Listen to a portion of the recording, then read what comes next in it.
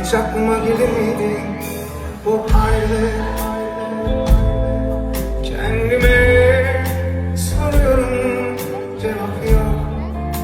Neden ayrıldık? Hiç hesap yokken böyle dur.